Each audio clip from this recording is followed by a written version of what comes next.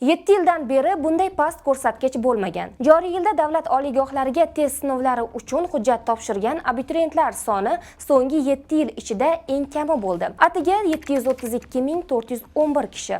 Bu 2019-yildan buyon kuzatilayotgan eng past ko'rsatkich. Shunda ham bu maktabni oldingi yillarda bitirganlar uchun to'lov qilinishining so'nggi kunidan avvalgi ma'lumot.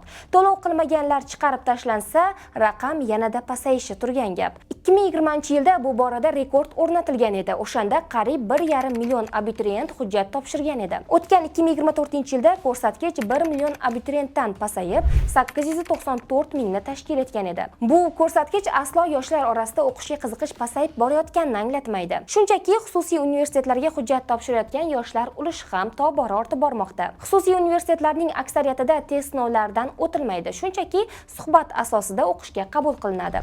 Xo'sh, siz bu yil qaysi oliygohga hujjat topshirdingiz? Izohlarda yozib qoldiring va bizni kuzatishda davom eting.